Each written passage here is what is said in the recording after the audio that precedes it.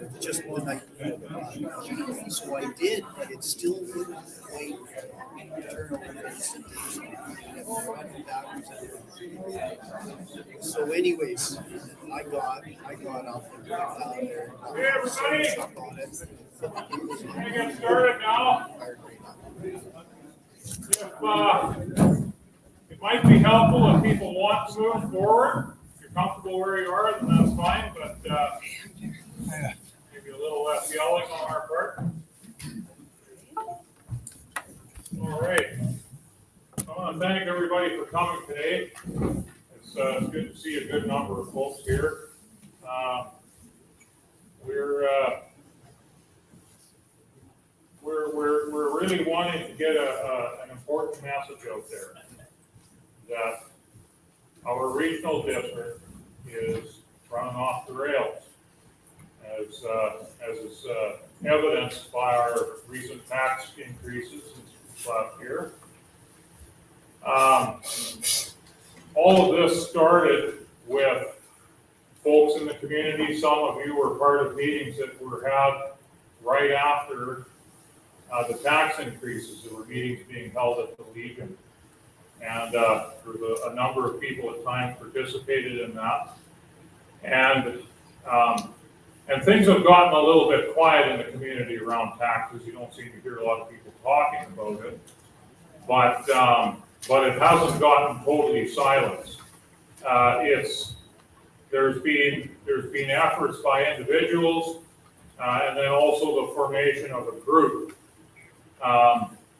In the meantime, which we'll touch on a little bit later, and this right now is hopefully the start of a snowball effect that we can get going in the community. But just to let people know that there have been a lot of individuals working on your behalf to try to get the CCRD to straighten up. So first of all, I just want to thank the people who made this meeting possible. Mary and Steve Willis, Frank Hunter, Steve Fraser, and his wife Barbara. They spent the time and fuel to deliver the Concerned Citizen letter and the notices of this meeting to homes and businesses throughout the valley. The VTA, or Valley Taxpayers Alliance, which is a group that has been formed,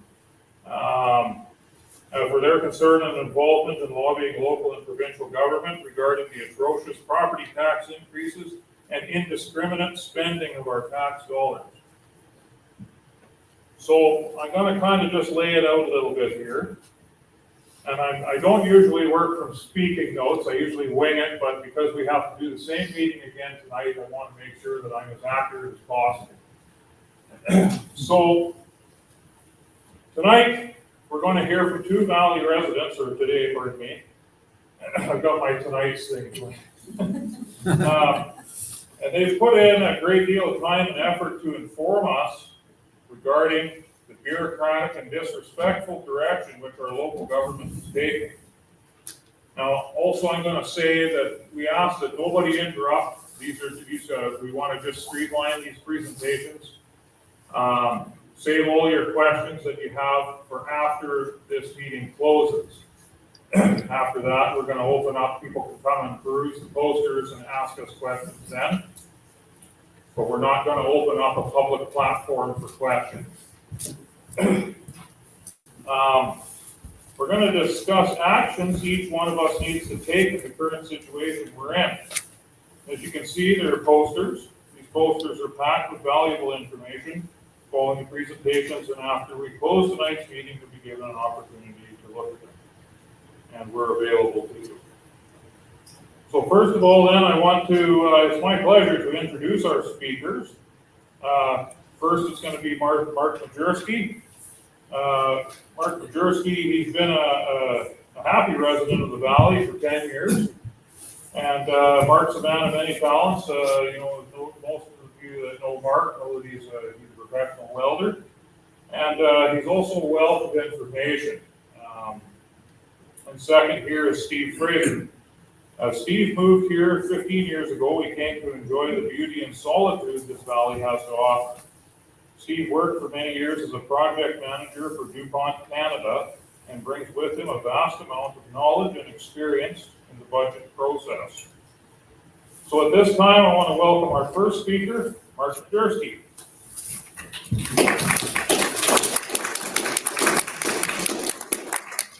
Thank you, everybody.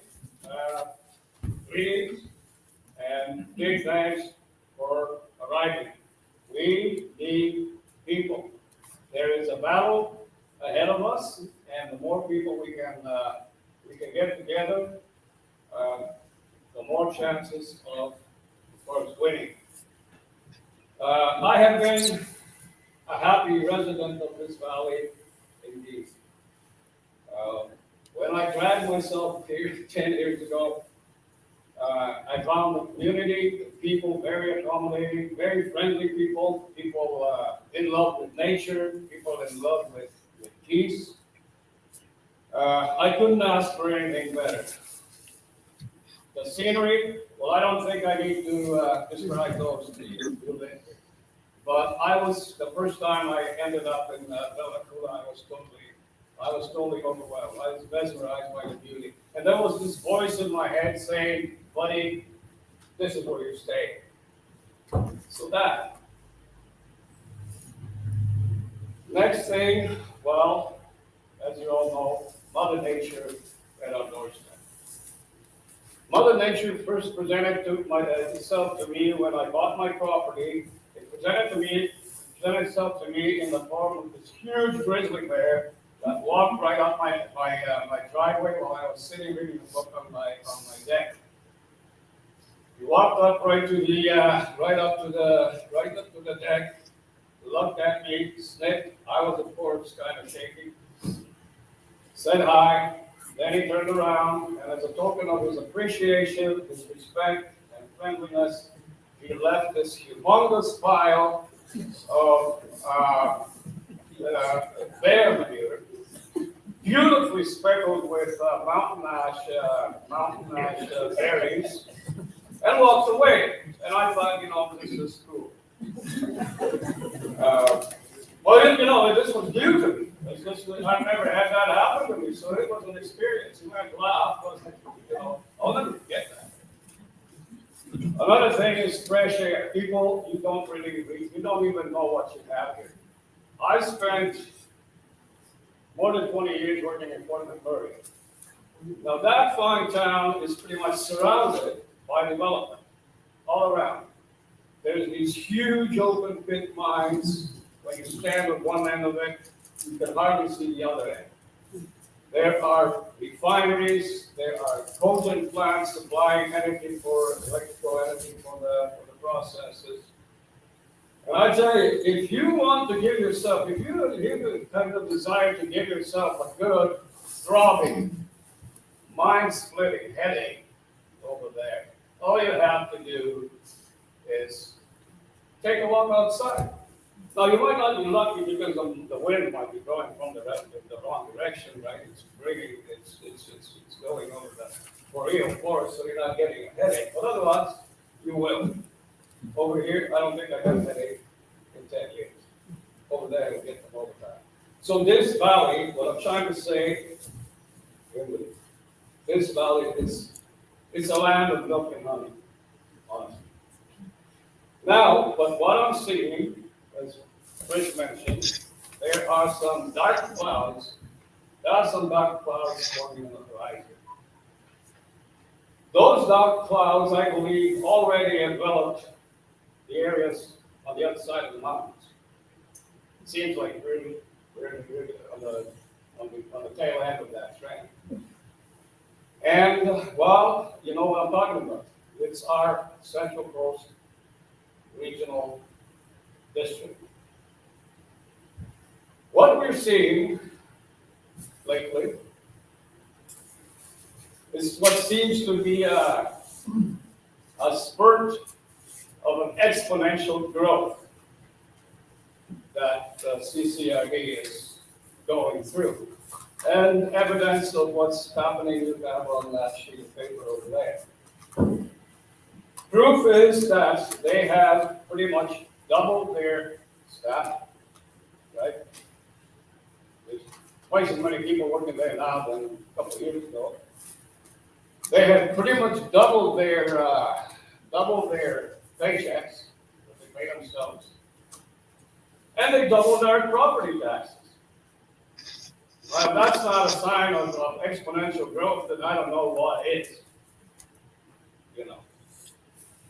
Now, having said that, you know, nothing really strange is happening. Bureaucracies, and that goes across human history, wherever there was a bureaucracy installed and left to its own device, that bureaucracy would grow. With growth, of course, by growth I mean more and more people working for rising costs, of course, with that. And the worst thing about that is that when that happens, this bureaucracy that was initially was mandated to take care of issues arising in the community that they were placed in the place to serve, they lose that focus. They lose that focus. They no longer pay attention to the problems of the community as much as they focus on their own self-maintenance. This is the problem. The focus shifts from serving the community to serving their own interests. And this is what's happening with our CCRD, as well as regional districts and across the province. Now, I want to go back a little bit to my personal past, because I think it pertains to the situation that we're experiencing here. I ran what they call an import to Canada. I immigrated to Canada many years ago, and I was born and I lived to about, when I was, I think, 28 years old. I lived in a communist country. Now, I'm not going to get into the details of how communism works and what it was all about and whatever, but one of its outstanding features was an overbuilt, overwrought, top-heavy, corrupt, parasitic bureaucracy. Now, there was two things that this entity excelled at. One was eliciting bribes from the clients. And two, producing copious numbers of rules and regulations. And you know, at that time I was running a little farm, so I had issues that needed to be resolved in a regional district that we belonged to. And I tell you, it was the most humiliating experience every time. Because, well, the way it worked, you know, you knocked on the clerk's door, you walked in, the guy wouldn't even look at you. The guy wouldn't even look at you. He was too busy drinking his coffee. And when he finally did, it was with an expression on his face like what the f*** do you want from me this time? I'm serious. I'm not exaggerating. Very important point here. Before you walked in, you had to make sure you had some cash money in your pocket. So once he scrutinized you, what you did, in a very timid fashion, you have to present your case. Why do I say timid? Well, just to make him feel like he's the important guy. Then things will move, right? So you presented your case in this very timid, fashion, and then you pulled out the cash, and you presented him as, here's a little present for you, sir. Well, okay, yeah, well, we'll see what we can do. Why don't you come 2 weeks from now and come back 2 weeks from now and see what we can do, right? That was the norm. I hated it. I felt humiliated every time. I just could not wait to get out of that country. They produced copious amounts of, like I said, copious amounts of rules and regulations. Well, it seemed like they had an assembly line. Just like Henry Ford's assembly line, putting out the Model T, right? Well, what that created was a feeling of oppression. It seemed like you were living under a dark cloud continually. So, well, I made up my mind to get out, and I prepared myself by learning English because I knew I was going to go to the West someplace. And eventually that opportunity presented itself.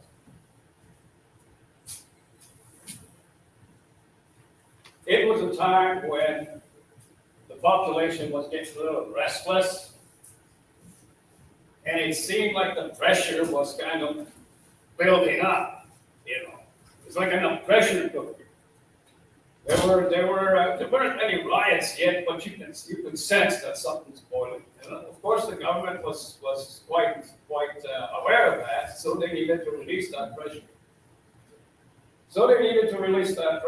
So what they did, they flung the borders open, and whoever wanted to get out, did get out. Because right than that, you couldn't. The borders were closed. It's not like over here in Canada, you jump on the plane and go to Mexico. No such thing. So anyways, the opportunity presented itself, and I remember, I packed an extra pair of pants, shirt, jacket, and a little tent. And I think I had something around $300 in cash. Now, the day before I left, I planned on going to leave for a long time, but the day before I left, it suddenly dawned on me that it's not only that I'm leaving, going places, but I'm leaving everything that I love. I mean, I was of that country. So I'm leaving the people I grew up with. I'm leaving my closest family, right? And not only that, I don't know where I'm going. I have no clue, right? Is that $300 going to be enough? Where am I going to, right? I don't know where I'm going to end up. And the only thing I know for sure is that as soon as I leave, the doors are going to slam shut behind me.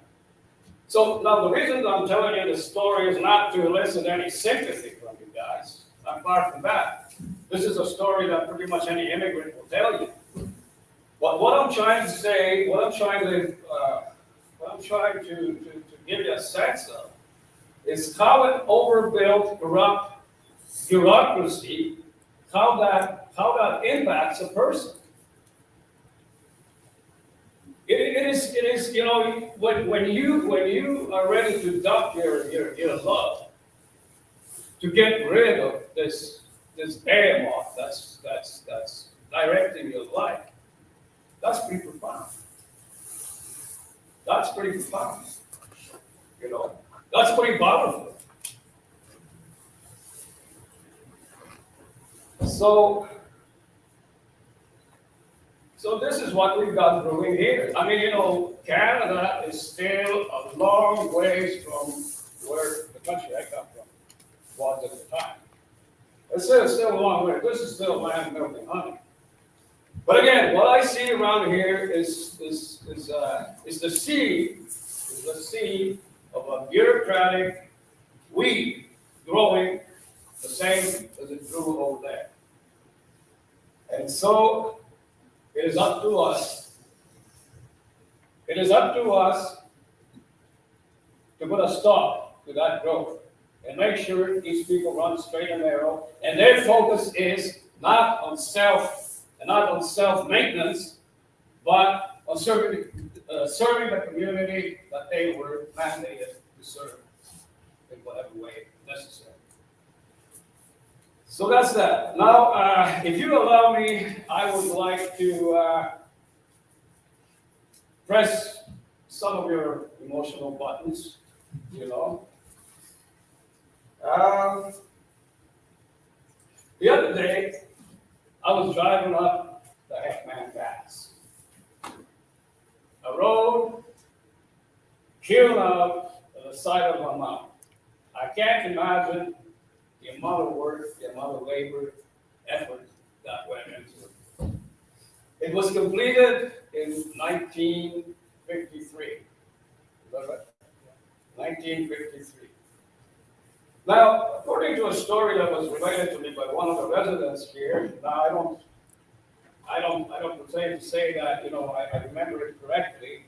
So if you guys know it, if I veer off a little bit into fantasy lands, please do stop. But the story I've heard was that, well, of course, before the road was built, Bella Coola was an isolated community. Stating the obvious, right? So the only contact people could have with the outside world was, I guess, by a boat. So that was pretty convenient. So I guess some of the residents got their heads together and they decided to push for a road.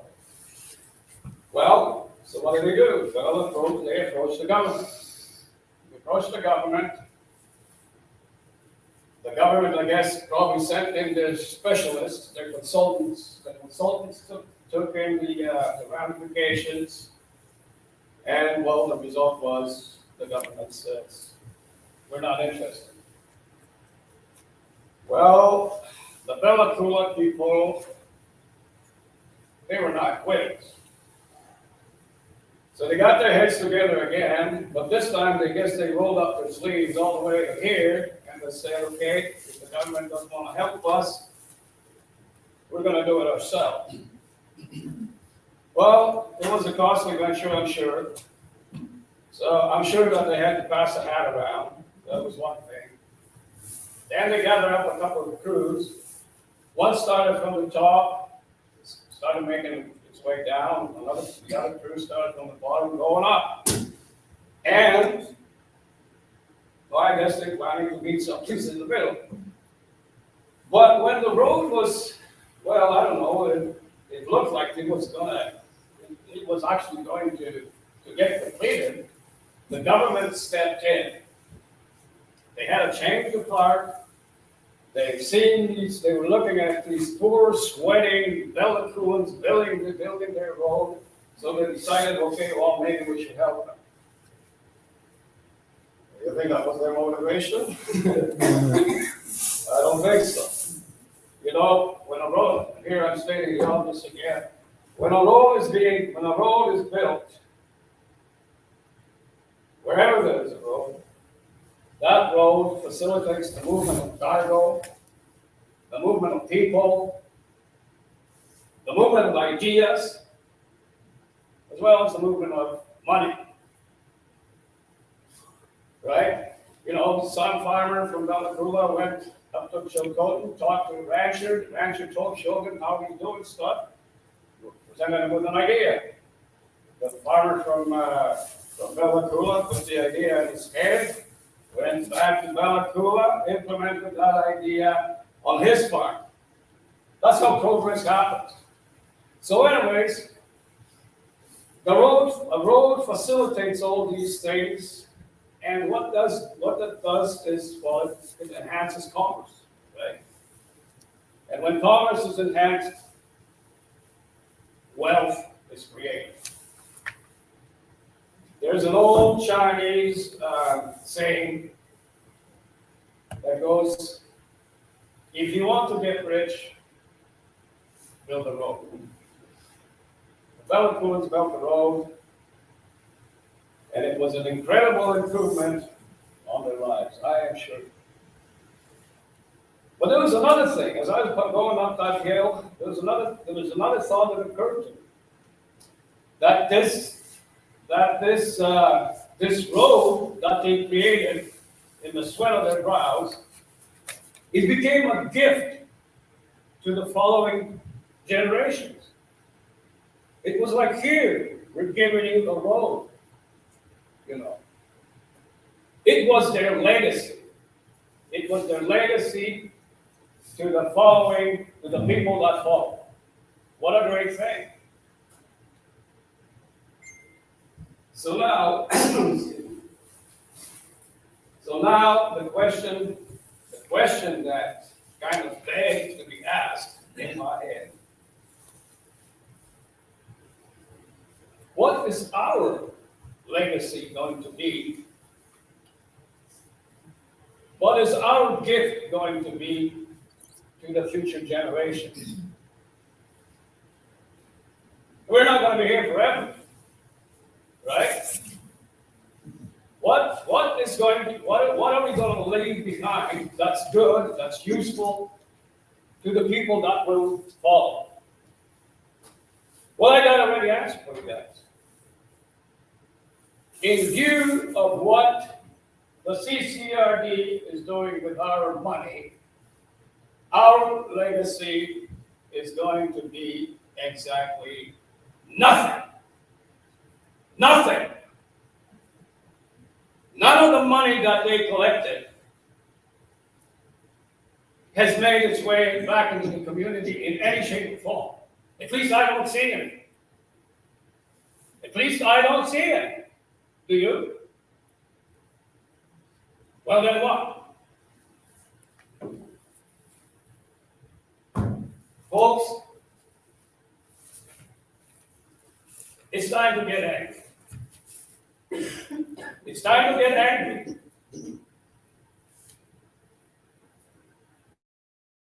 It's time to unite and present a united front. If we don't do that, and if we don't do that now, it might be too late.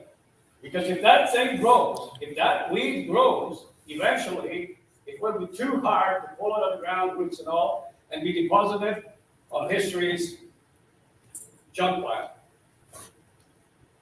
We need to act now.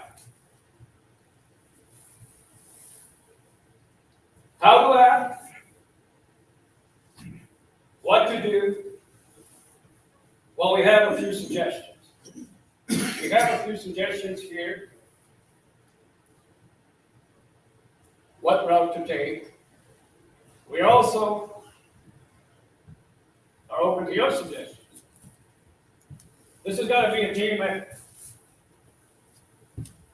And I truly believe if we unite, we present a powerful, it's all about firepower after all. We have a good chance of stopping this thing from growing further. Thank you.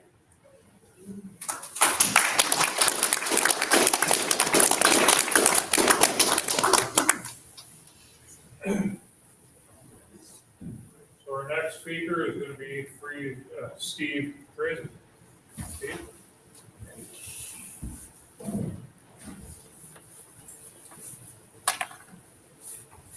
Let's come back, Paul. I'll do my best here. Everybody hear me at the back all right? Well, thanks for coming. So Chris told you a little bit about my background and whatnot. I'd just add to it that I also spent 10 years in the military and I have run my own business for 25 years. So a bit of varied experience and whatnot, mostly all related to how to manage projects, how to manage administrations. So the first thing I'd like to do is assure everybody of my motivations with this presentation, which is going to include going through most of these poster boards and whatnot. Right? Because my presentation is going to focus on two people, two key players in our government, that being the chair lady of our board and the chief administrative officer. They're the top two executives, so I see them as being ultimately responsible for everything that we experience in government. Right? What I'd like everybody to know is this is not personal, because I'm not going to be saying absolutely nice things about it. My only interactions with these two individuals have come in professional settings. So to fully understand my observations and what I'm going to point out, so you understand where I'm coming from, I think it's important to detail some of these interactions. The first time I met the chair lady and the chief administrative officer was at a town hall meeting July the 6th of last year in response to the petition signed by community members relative to taxes. I did not know either of these people from Adam or Eve before that. All my impressions are built on that. So there were two key things from that meeting that I heard that caused some concern and some alarm. The first was a comment from the CAO when I called him out for speaking bureaucracies. He would not answer any questions, spin to it, and whatnot. His response to my calling him out was, I do not answer to you, I respond for. And that's fair enough, at least you're being honest. At that same town hall was my first experience with the chair lady. In response to question becoming very heated from the public because there were no answers coming, she blurted out, I only make $800 a month. And when I calculate all my hours, I make less than minimum wage. Well, that struck me as a little bit alarming, that we would pay the chairperson of our board that little. Right? It was very easily found out just by going to the website that the previous year she made just shy of $22,000 in pay and $14,000 in expenses. That's a heck of a lot more than $800 a month. So these sort of stuck in my head. The next significant impression came at the September board meeting of last year. In response to questioning from a member of the public relative to the budget survey, that member of the public made an observation. You don't trust your constituents. In response, the chair lady, quote, no, unquote. Further to that, observations were made by members of the public relative to the CAO at every board meeting. Whenever a member of the public speaks, he refuses to acknowledge them and as well physically turns his back to them for the duration of what they have to say. So these observations give me pause. These are the people we're trying to deal with relative to questions. What I finally come from it is just total lack of respect. They have no respect for their constituents. These are not actions in my mind that professionals do. So this is where I'm coming from. This caused me to start to look into things, and that's what I'd like to present to you now. So I'm not here to badmouth them, yet I'm not going to say nice things. So what I want to talk about is exactly what everybody's here for. What the heck has gone on in the last 2 years that caused our taxes to go off the rails? What does the community get? Okay. Why have the taxes gone crazy? So I spent a considerable amount of time trying to research this and find out as best I can from paperwork from the CCRD. I do not work from insinuation or supposition. I try to work strictly from fact. Okay. So I hope in going through this, it explains some of these questions. So let's just start with a nutshell. What I have found is that relative to our taxes, our CCRD does not spend any of it in in a meaningful or thoughtful way. It is spent primarily in a haphazard way. I will refer to it as whimsical. I'd like to show you that the primary benefit of our taxes goes to the board members and primarily to the staff. Mysteriously, I will show you over the last 2 years, our CAO has been given unfettered ability to grow this staff. Questionable things. Okay? So let's start with when our taxes actually went off the rails. We'll start down here. In 2022, the first massive increase. The board's basic response was, wow, let's party. They were excited.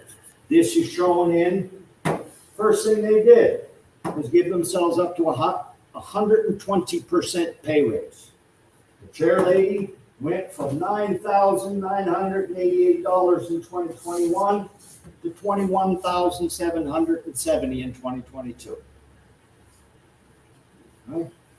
She gave herself an expense increase of 1,058%. From $1,248 to $14,450 in expenses in 2022.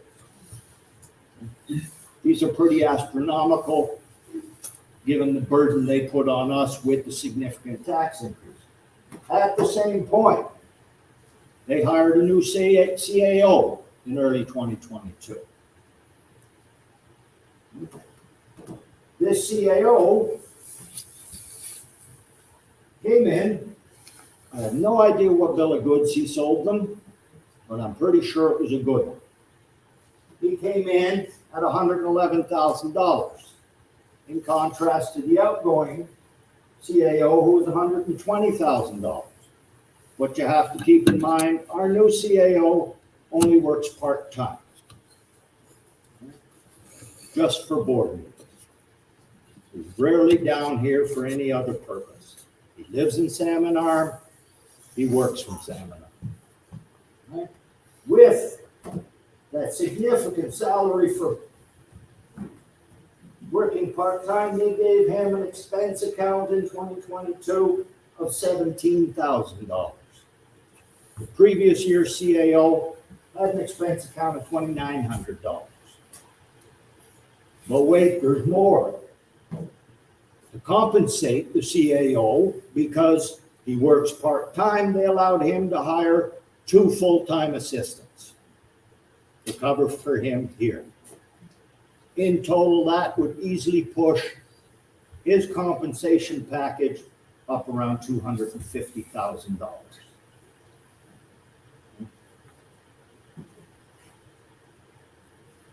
So as you can see, on these boards, you can look, I won't go through them, but our area directors are in here. They were not quite as indulgent, but they got 50, 60% pay increases and equivalent expense increases.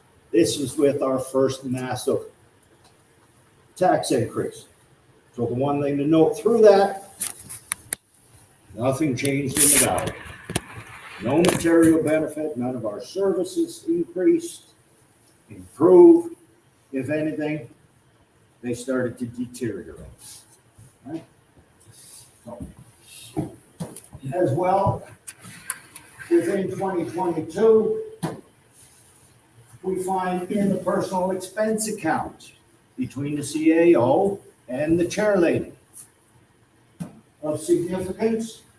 Between the chair lady and the CAO, they decided to go to a board meeting in Bella Bella. They would take a charter excursion for $6,900.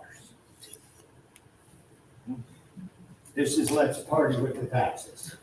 The CAO on his expense account has many, many questionable items that are in here. From staying at Airbnbs that cost $1,500 for one night. Many, many air flights from all over. Some of them appearing to be simultaneous with purchases made on the corporate credit card. I don't know, because we don't have access to that depth of information if something untoward has been done. But it certainly looks weird. At the same time, we find that the corporate credit card was used for $107,000 in 2022. $52,000 of that credit card use was done by the CAO and his staff for hotels and air flights. Some of the notable expenses were hotel rooms for $1,300 a night, the presidential suite at the Radisson Presidential Hotel. Down to what I call absolute arrogance, using our corporate credit card to purchase a single cup of coffee. All the different numbers on here add up and show me nothing but self-indulgence. This is not their dime. They're more than happy to use our dime. The problem is, this is all presented to the board, which I have done. It has been totally ignored. They refuse to answer a single question.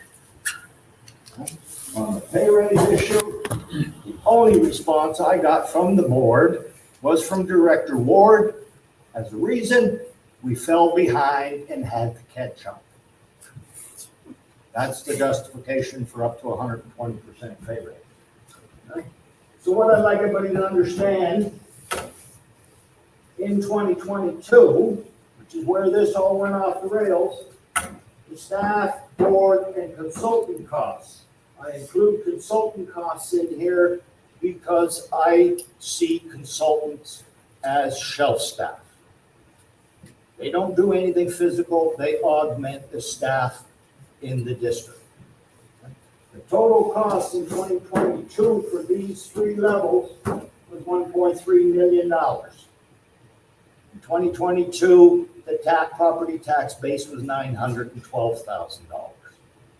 That's $340,000 more, which came from other revenues that this valley gets to operate on. In 2023, staff and board costs were estimated at, from the 5-year forecast, $1.9 million, based on property taxes forecasted at $1.5 million. We're still running $350,000 to $400,000 just for staff and board costs above our property tax level. So what I'm seeing just in 2022, our CCR district is living well beyond our needs. So let's move into the 2024 budget.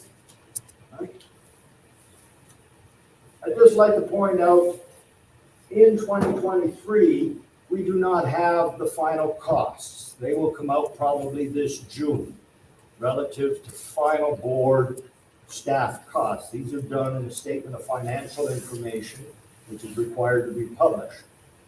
But it doesn't get published until June. I have no expectation that these numbers are going to be any different. If anything, I have an expectation that it will probably grow. So in 2023, the board increased the staff, and we'll review that down a little further when we go through how the staff has grown. Well, they added 4 new positions in 2023. Economic Development Advisor. I've personally gone around and talked to a few of the businesses. They don't know this person exists, let alone have spoken with that person. So what this person is actually doing for economic development in this district is beyond me. I believe the Chamber of Commerce to the Outer Coast is on Zoom for this meeting. They have expressed no knowledge on it. They have received no benefits. We have an emergency management advisor who lives in Powell River. Not quite sure how that works. We have a manager of strategic initiatives. I'm open to anyone, explain that one to me. And we had got it in that year, an operations coordinator to assist the operations man. That one may have been a fair enough and legitimate position. The focus there is that the first three do not live in this district. One lives in Powell River, one lives in Victoria, and I do not know where the other one lives. I cannot find this information out. So the staff grew from 7 in 2022 to 11 in 2023. 50% increase in staff. So the property taxes, as I said, were $1.47 million, and they spent $1.9 million on staff and board costs. Well, yet again, in 2023, we see nothing in this valley, in this district. Nothing of any real benefit hits the ground. In 2024, I've broken the budgets down. The preliminary budget that I managed to find within the CCRD website into what I will call legitimate budgets and illegitimate budgets. Budgets that make no sense. So let's just take a look at those. We have the Haggensburg Fire Department, the Lakula Fire, the Lakula Water, Denny Island Water, Haggensburg Water, Denny Island Airport, as well as our airport here. These are what I would call legitimate budgets. Budgets around the functional services that everybody in one way or another benefits from. So, the one thing that I noticed going through these budgets, though, is just about everyone has significant contingency funds. Haggensburg Fire Department has an $80,000 contingency fund, while simultaneously showing they're going to have a $60,000 surplus. Sorry, folks, I don't understand that. How do you have a surplus and require a contingency? One negates the other. And this is continuously seen throughout all the individual budgets. When I look at what I call the illegitimate budgets, the first one that comes to mind is the biggest. General operations. Used to be called general governance. This is the board and staff. That's all it is. They carry a budget of $2 million. That the only thing I can find within it is $22,000 worth of expenses. That would make sense. It's only the district office. What do you have? Hydro, heat, phones, the basics.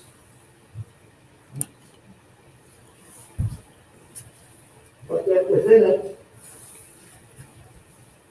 they have a $5,000 contingency within that budget itself. We'll move over to the next one. Now let's go back and touch on streetlights. That's for the valley lighting on the highway and in the village. Together they have a $27,000 budget, $22,000 worth of expenses, and again, a $5,000 contingency. Can you define contingency? Okay, contingency would be a what if. So if I'm doing a project where I'm building you a house, right? And we're going to build it in August, but the carpenters union is in negotiations for wages in July. Well, when I'm giving you an estimate for your house, I have to factor that in. That would be a contingency if I say I have to add 5% to wages. Preparing for the negotiations. So it's what if costs. What if something comes out of the blue and gets me? I need to have a little bit of padding. But this is why I don't understand how you can have a contingency, a need for one, while simultaneously showing a surplus. The two monies are the same. If I have a surplus, that in itself is a contingency. I have something to fall back on if things change. Right? Does that answer your question?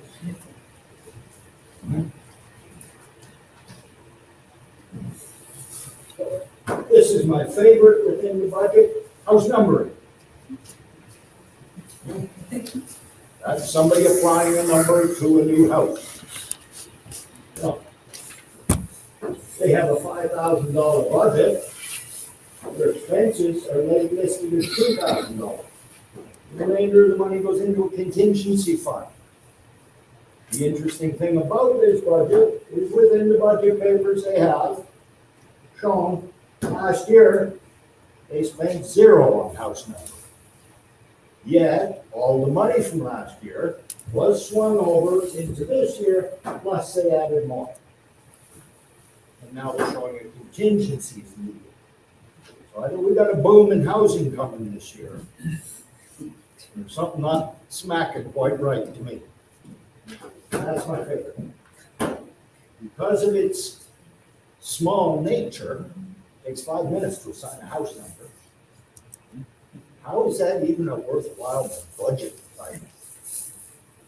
I mean, that just doesn't even fit in any budget I've ever been a part of, something that small.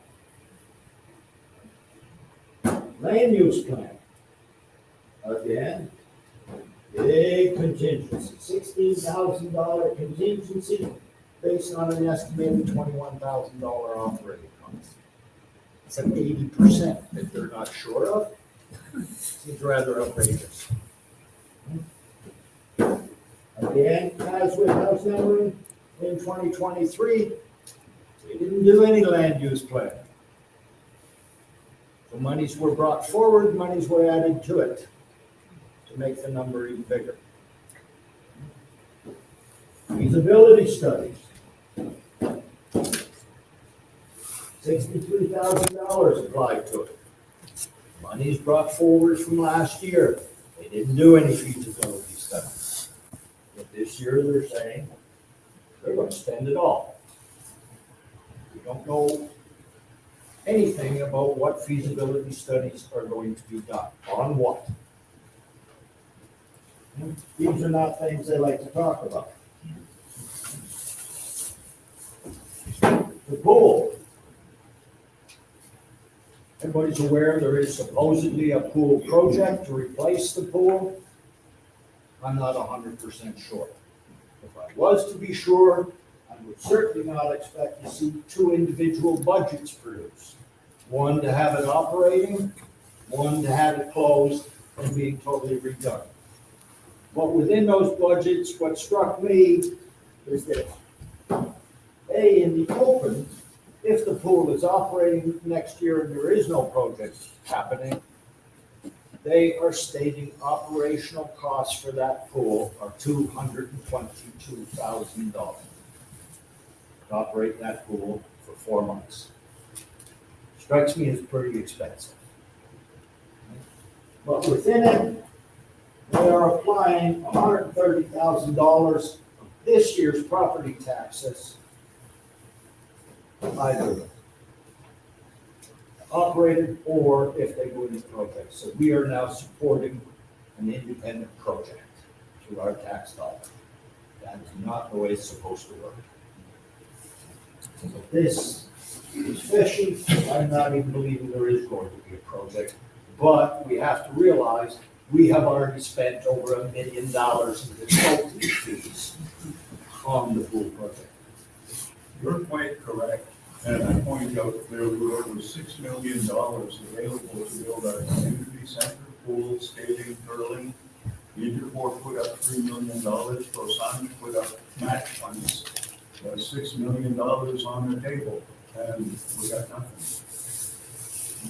But this is a huge question, you're absolutely right. It's a huge question in my mind. I do not see the way this project is running from any experience I had that this is a viable project. You do not take 6 years to go through a process for a project to wait until the very last second. Further to that, For anybody that watched or was at the November 23rd board meeting, there was a very alarming statement made by the lead consultant from Urban Systems Limited. In his presentation to the board at the very end, by the way, we need another $220,000 so we can chase down government officials to get grants approved or grants extended. Those are alarming comments when I hear it. It's telling me they're not where they need to be. Anyway, let's talk about the budget summary. So when I go through all the things I've pointed out, and I look at what, if there's any stretches that it's legitimate, I take it as legitimate. What I found was the total budget is $5,141,000. The budget services, that being all the actual expenses, if they are listed in their budget, their operating costs, total up to $1,369,000. Where is the rest of the money going? Breakdown of how I came to that is adding up the surpluses, transfers of money, contingency funds, administrative overcharges, which are within this package, reserve account money, and varying things that they want to do that are just questionable at best. Maybe derelict building study. You want to spend $50,000 on a derelict building study. The first problem I have with that is you cannot trespass on someone's property. The government cannot do it unless they have a derelict building bylaw. The derelict building bylaw would require standards as to what constitutes a derelict building. Then you need a bylaw officer to actually have the power to enforce it. So this is nothing more than the cart before the horse. Because they can't do what a study if they can't get in and assess buildings. Moreover, is that really an issue in this valley, in this district? How many really dangerous or that unsightful derelict buildings are there? We have Little Valleys on it, which was derelict in Manitoba, and here it's. That's not that wouldn't be considered a derelict building under a bylaw because that's a commercial that the government's taking over. You should see the leachers going Oh, in the mill I've seen them. it's without dissolved oxygen. Somebody's gonna pay to fix that. Yes, that's coming down the road. So we have within this budget $40,000, and this is apparently contentious within the valley for a volunteer fire department administrator. This is something that apparently has come out. Both fire departments are adamant it will not happen. And our CAO has been pushing it to the point that he's included monies for a part-time administrator. There's a new department been created. New Works and Services Department. Again, I can guess at what that means. We always had an operations department. You could say they're both the same thing. It's within this department that I'd like to tie to staffing, where it is getting out of hand. Okay? So this new position that has been created is Works and Services Coordinator. When I go through the job duties, and this position was to be hired December the 15th, so I'm assuming it has been, I find that this person reports to a Works and Services Manager. That may be fine if we're renaming the Operations Department. The problem is one of his job duties is to assist the Operations Manager. So that tells me we still have an Operations Department.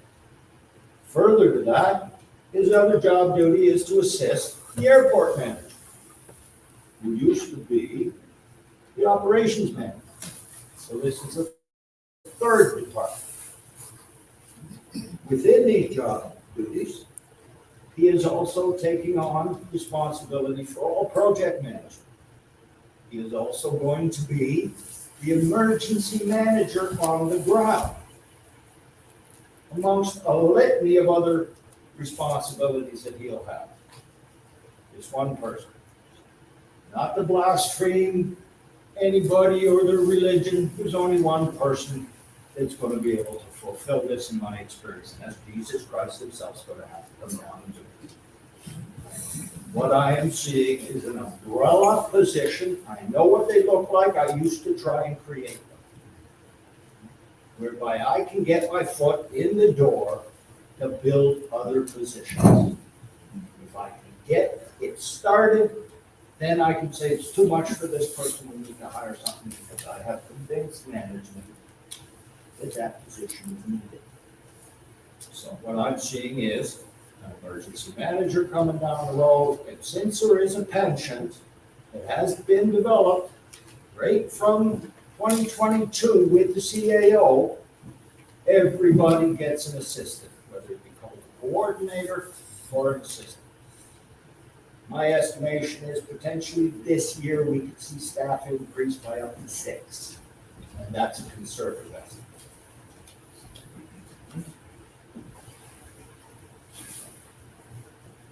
So this is where I get some of my observations. So, what I'd like everybody to know, that is not seen anywhere in any of these budgets, there are no budgets for board and staff costs. There are no budgets for consultant costs. In 2022, we know the consultant costs just for the staff, this is not for project work, was $300,000. Their use of consultants in 2023, no less, I'm expecting to see more. And finally, what is not in this year's budget is nothing about the use of the corporate credit card. It is used as an administrative travel account, and yet it is not being budgeted. It is not being shown in personal expense accounts. We have no knowledge of what that gets spent on until we go looking for it and try to pry the breakdown out of it. Trust me, it took me 6 weeks. It's a serious argument. And it's obvious to me why they're very reluctant to give this information out. So I would expect to see budgets on these things. These are our most significant expense, is the board, the staff, consultant costs. Yet, there is no budget. So, what are we going to see from the board? Next month, the board is promising us public town halls. They're going to present the new 2024 budget. They're going to give a sales job. That's what they do. What I'd like everybody to appreciate, this is the 2024 preliminary budget. This is the meat of the budget, all the budget items, where I've got all my information. This is the 2023 budget. This is what they're going to present to us, is my suspicion. This is 90% graphs, data sheets, what I call gobbledygook, stuff that explains nothing. This is the meat of the budget. So they're going to give us a sales job. One, within what they have done, is what they call apportioned administration. This is where they apply a portion of the administrative costs to each budget item. And they have made it available within the budget how they came to that, what amount of administration they apply.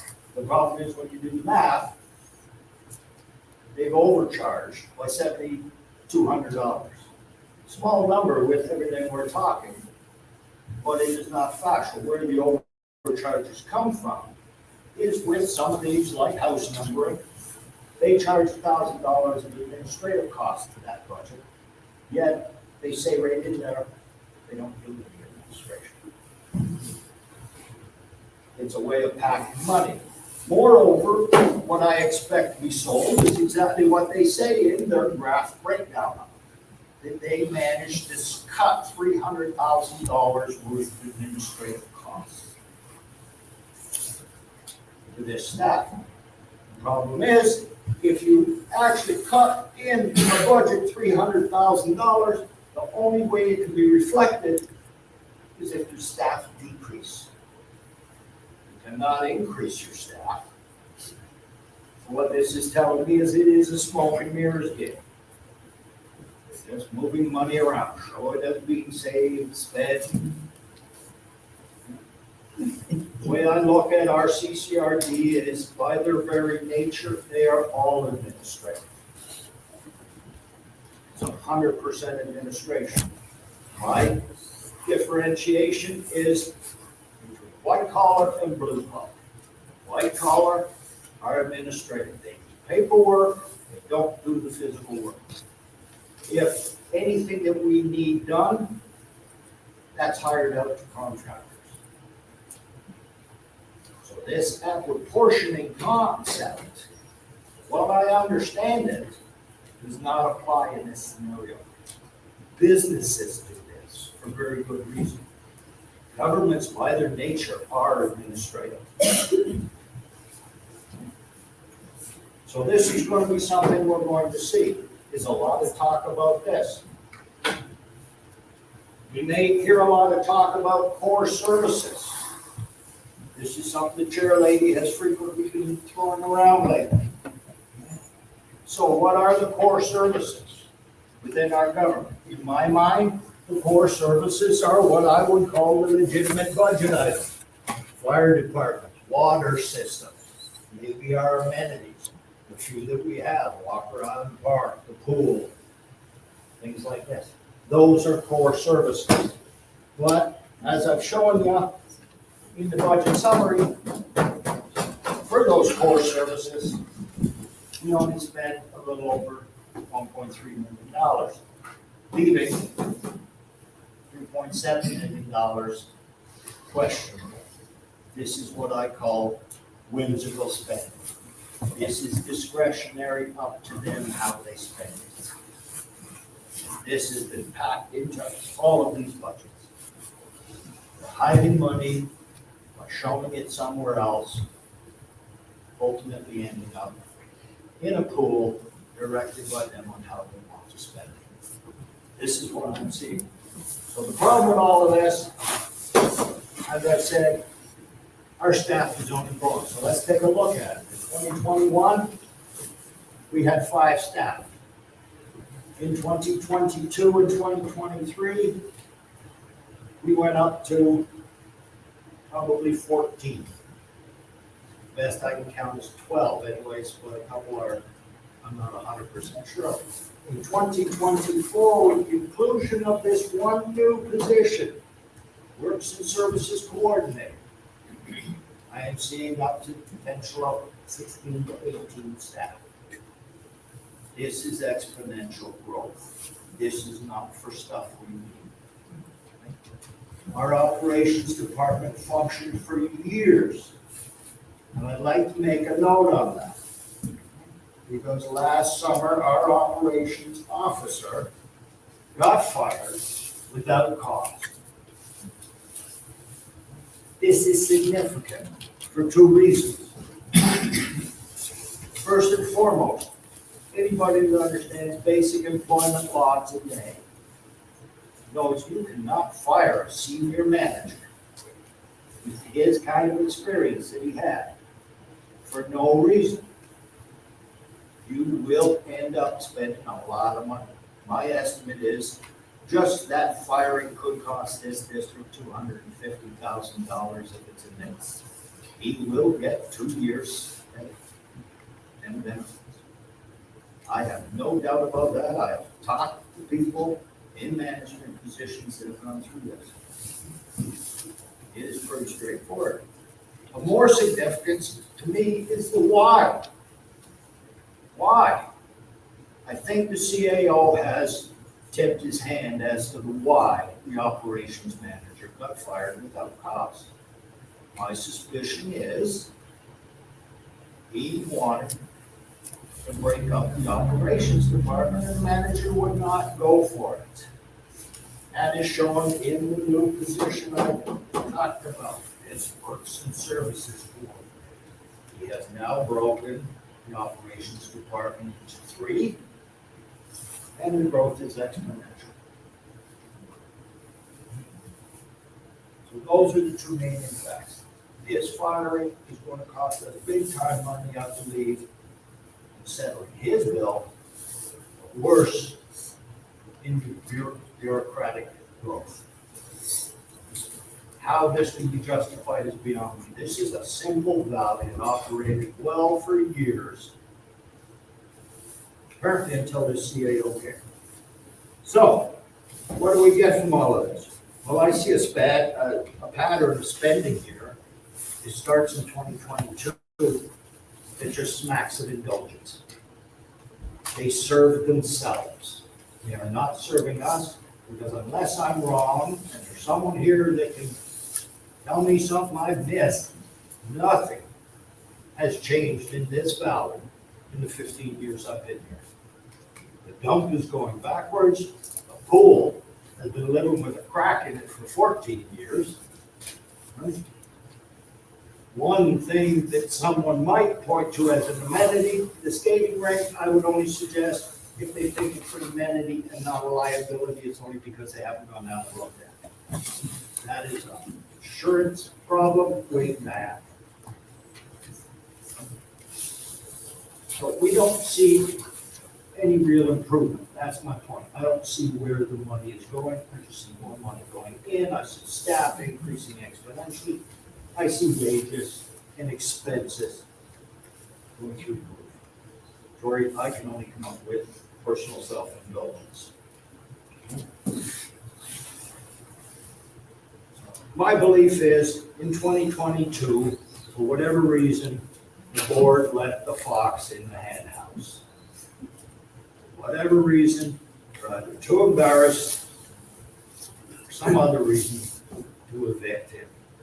This CAO is a problem. When I hear from him that he does not answer to us, he only responds to the board. And when I ask the board questions to look into that I believe are legitimate, they ignore it. That's giving me all the wrong vibes. So, I ask if this mismanagement, and I call this mismanagement, either that or there just is no intent to manage it. If this doesn't make you angry, then I'm going to suggest nothing that really matters does. This is our money coming right out of our back pockets. If it does make you angry, then join us. We are, as you can see by the signs around, attempting to get this board's attention. I like to think of it as bringing them back to the light, out of that dark place they have gone. So what we're looking for to really get their attention is 50% tax rollback. My reasoning, 50% tax rollback would cost $767,000. I have shown there is $2.772 million in this budget. No explanation as to where it's going. So the money is there. We can either take some of it back and give ourselves a bit of a break on these taxes, or we can let them have it. Wahoo, let's party. Something's going on. So what I'd like to finish with, I know for sure 2 things. And they lead to one question. I know Bella Coola used to be a pretty damn fine fishing village. I know Denmark is a pretty damn fine fishing country, but we don't live in Denmark. My question is, Why the hell is everything smelling so fishy? Thank you very much for your patience.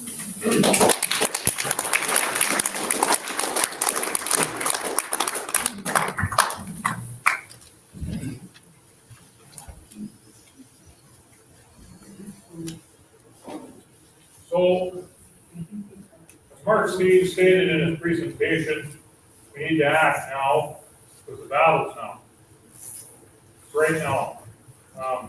We can't wait. They're gonna start the approval process for their budgets on the 25th of this month. That's why we wanted to reach out to all of you now. There's definitely a seed of a bureaucratic weed that's germinating in the valley. I mean, with the presentations that you've heard, I mean, it should make you angry that people are willing to take, you know, your hard-earned money and use it so irresponsibly, and then cover it over like it's all fine, it's all perfect. I'm gonna say something that people, it's not very popular, but I'm gonna say it anyway. This is our fault that this is happening. Because we live in a democracy, and democracy states, especially under the lesser magistrate, that we look after stuff like this as it goes along, and we haven't been. This community has been disinterested and disinvolved in its local governments for far too long, thinking that, well, they run fine, and they do to a point, and then they start to run off the rails. So we have to take it back. There is no other way of doing this. So, you know, it's interesting to see, you know, how there's an alignment of what Mark experienced in the past with the parasitic environment, and we're beginning to see it. We need to be concerned about the legacy we're leaving for our kids. That should be paramount. I mean, the way it's going here now, you know, we're not going to have a community that we can even afford to live in here in a very short period of time. So,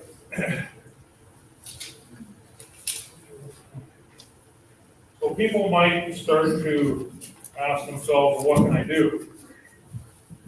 And, you know, we all have jobs and lives and things that we're doing, and it is tough to get involved in stuff, and so what can I do? So, this should be make up part of the sheets that some of you grabbed from the back. I mean, one is to get angry. And we need to be mad about what's going on here. I mean, at the last election of the CCRD board this last year, there was hardly any advertising that I saw. Most people didn't even know there was an election. And then at the first meeting, they were patting themselves on the back. They all got in by acclamation.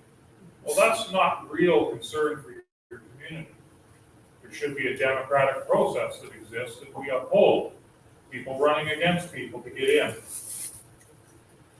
But two here, be heard. You know, contact your area director and say whatever you need to say to them. Demand a 50% tax for ODEC. As Steve said, only $767,000. The budget has it and they waste it. Demand directors leaving the district step down. So we have two directors that are going to be leaving. But their intention is to stay in their seats, even though they will no longer own property here. They won't even live here. But their CAO is convincing them that they need to hang on to that. The closest that we can guess is that he's feathering his nest, and as long as he's keeping people in it that will listen to him, that's who he wants to keep on staff and on board. We already see that we have a pile of people working for the district that don't live here. They have no interest or concern in our community.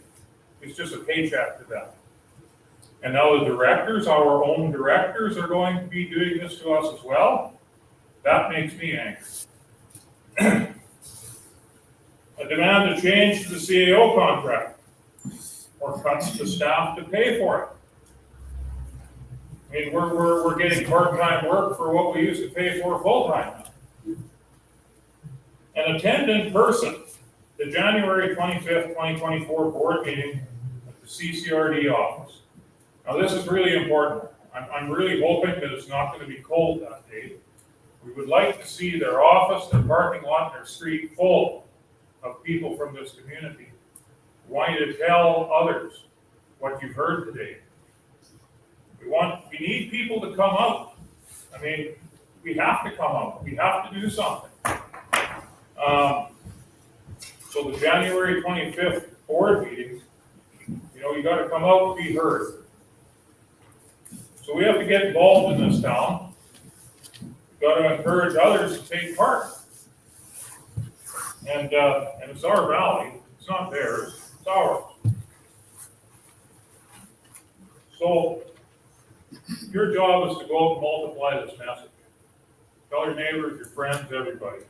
Post it on social media, whatever. All it takes is just a few to get the word out there. So, just to look here, like at the presentation summary sheet, which you should also have, right? This is a thing you can take with you so you can see where the costs are. Board and staff costs are the bulk of their spending. So the taxes that they're collecting from us, they're not going into infrastructure. They make up the bulk of the spending, just paying people to be there to push papers around. Hell, we ran this CCRD with one person for years and years and years. And people will probably remember that was Carol Winkler. She ran it. All the basic services, no problem. And then after a while, they got her a part-time person to give her a hand. And we're talking about getting to 16 to 18 people to run this, and nothing's changed. Garbage. Carol Winkler used to bring her knitting to work. That's how hard a job it was, eh? Yeah. She handed you the bylaws and referred you to the meetings. Yeah. This is a sleepy community. Yeah, And the place was prosperous. We had coffee shops, we had the bay. yeah. We have in industries what's happening here.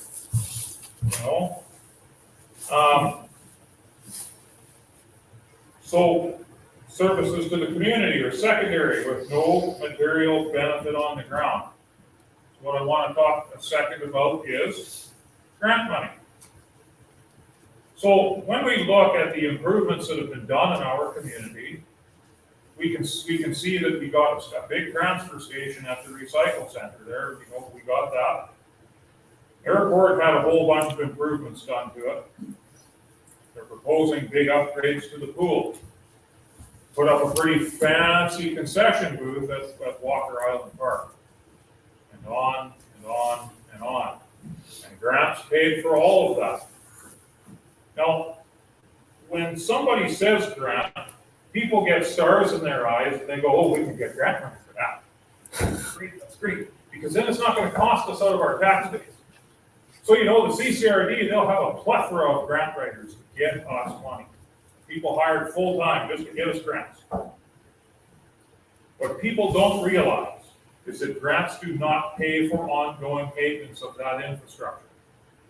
So a grant will put in something that's really big and fancy, and now we got to pay for that going forward forevermore. So when you take a look at our ice rink in its current condition, which isn't terrible, I mean, it functions. I was helping trying to get them to flood it the other day, but it's in pretty poor condition. But it's what we can afford. When you look at that ice rink, I see what we can afford. And when I look at the transfer station at the dump, and I look at what they're proposing for the swimming pool, I look at what they've done at the airport and all these kinds of things, we can't afford this stuff. Grants put it in, but we can't afford to keep it. So we're trying to pave this country kingdom with gold. And we're working on a budget of dirt to try to maintain it. And it's impossible. And the directors refuse to see that. We can't afford the kingdom, the empire that they're trying to build for themselves. We can't afford it. An example is our swimming pool. We could probably do an amazing job with about $500,000 on that swimming pool. And the swimming pool is a really great thing to have because it's a nice place where we can consistently, in my mind, one of the most important things is teach people how to swim. Swimming pool, that's its priority as far as my opinion goes. We're teaching our youth, our kids, how to actually swim in all this water we got around us. But $500,000, we can fix that thing up really good, and that's what we can afford. What we can't afford is the $4.4 million proposal that's coming through. Well, we can get grant money for it, but in order for the conditions of this to make us so that we can qualify, we have to add things to the infrastructure. We have to have possibly an indoor pool. The pool maybe has to be open all year long. The pool, we have to have heated rooms inside of it, community meeting rooms. There's all kinds of things that get built in to these grant projects. And they sound great. What do you think that it's going to cost us to maintain a $4.5 million infrastructure versus a $500,000 one that's only open for 4 months of the year? Taxes got to go way up. Do we need it? No, we don't need it. In 4 months, we can educate the kids, and it's fine. And the swimming pool is not there to make a whole ton of money. It's there for it as a community service. So, what they're doing here is not representing the community at all. So, I'm just going to go into my notes a little bit here. Where are your dollars going? To be mad that you know, when we make money, we usually have some kind of control over where that goes. Some would say it depends on who you're married to, but we'll leave it at that. But generally, that's the thing. We have some control over it, and then when somebody says, well, we need tax dollars, you can look at budgets and you can look at trends and spending, and you can go, okay, it's, you know, I don't have to complain about where my tax dollars are going because these trends are showing that they spend the money wisely. Well, we should be mad because they're not, right? So, every hour that you work is money and time that you can't get back. And when you get parasites that are sucking it away from you, that should make a person pretty upset. The taxes, we're proposing tax increases of various percentages over the next few years. So we're not looking at rollbacks or going down. We have a plan over the next several years to continue to increase our taxes. If you think it was a hardship, anybody pay your taxes this year, it's going to be worse and worse and worse as we go. They're requiring, they're demanding more money all the time, and we can't afford it. I talked to a few senior citizens since the taxes went up. They couldn't afford to pay them. Some of them were going to borrow money to pay their property taxes. And for what? What are we getting? People that have to go to borrow money, when you're talking about seniors, you're talking generally about people who are on fixed income, fixed pensions. Just like the youngest in our population, we also have to look after the oldest too, by not taxing them into the poorhouse, right? So, the CCRD used to do a good job. Once upon a time, seems like a long time ago, they did a fairly good job at just managing our core services. And now it's just blowing into something that we don't recognize anymore, and we don't seem to even have control over, or they won't even listen to us. So, what I want to remind everyone, government likes to come across as, you know, especially when you get a lot of bureaucrats in there, government likes to come across as, well, here's the rules and regulations, and we're the boss, and this is how it goes, and you have to comply with this and do that, and on and on and on. And that's not the fact, that's not true at all. Fact is that the CCRD, every single one of them, are our employees. They work for us. We are the boss. And I get tired of trying to get any kind of word or message through the CCRD, and I get treated like I'm some scumbag, low on the totem pole employee. I'm the boss. Every dang one of us is the boss, and we need to start acting like it. So if you have a company, you know, even if it's a small company, you're the CEO of that company. You're the owner, you're the founder, you're the boss. Anybody working under you is going to be subject to scrutiny by you, and you're going to fire them if they're doing a bad job, right? So what's the matter? What are we doing here with our local government? They're doing a terrible job, and we aren't managing our corporation like actual bosses, like owners. We're letting our corporation, our employees, tell us how it's going to go, and that's garbage. So we need to unite. We need to be cohesive and take action. Like I said, tell everybody, convince people that they need to be there, right? Be interested.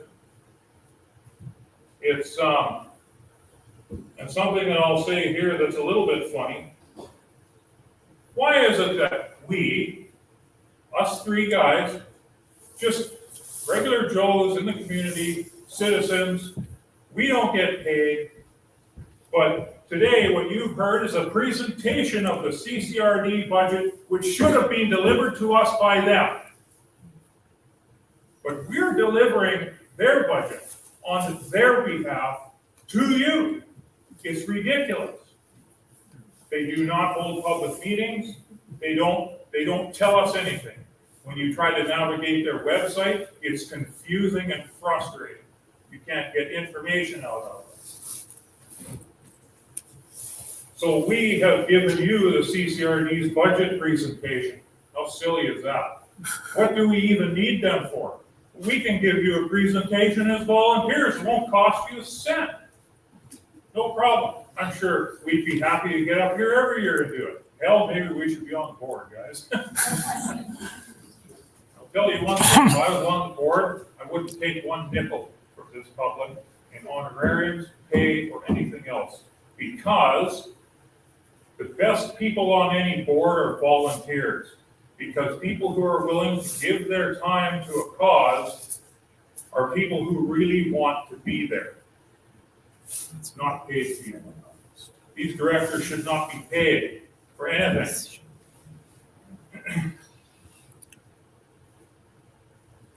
So we've come to the close of our presentation, and I want to thank everyone who's attended. Feel free to come and have a look at our posters and ask us questions. And you can speak with myself, Mark, or Steve on the what can I do sheet. There's contact information if anybody wants to go over more budget stuff with Steve. Anyway, thanks again, folks. We hope you enjoyed the presentation.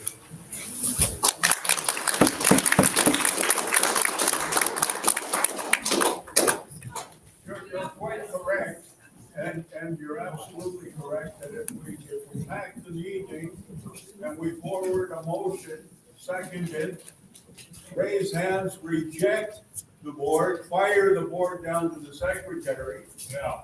And we've done it before at the Cedar Inn Conference Room. And packed building, standing room in the halls, and everybody put up their hand, reject, and it disappeared. Yeah, that's all it takes. Yeah. Mr. Ward got in by acclamation. Again, that's not our fault, I agree. That means you're getting elected, right? So, No, somebody has to fill the seats. yeah, So so if act- they're not elected, maybe They it are might elected. be easier to. They are elected. I Fine. didn't elect anyone. No, but you didn't show up to vote. So you get in by application, and it's a legal process. Can everybody, we have another meeting again at 7 o'clock tonight. So if anybody thinks of it, would you please tell others about the meeting this evening if they hadn't had a chance to see it? We're gonna do it again.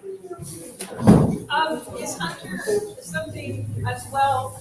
Hunter apparently is live streaming this, and he'll live stream it this evening. So my idea was, Hunter, if you could if we knew Hunter's YouTube site and the time, and we could, if you go on YouTube, you could hit a share button and then go into your email and then just hit all your friends with that information. That would be a good way for people who aren't coming up tonight, you know. So that's what I intend to do. I'll go back and it's Hunter Parstead on YouTube. And you'll see a picture of Hunter, Douglas dog, and then, so you hit the share button if you can say when it's streaming, and just email it to your list of people who are taxpayers. Yeah, so we were live streaming the presentation to the Central Coast Chamber of Commerce, which they got hit, one of the hardest, they got hit at 113% tax increase.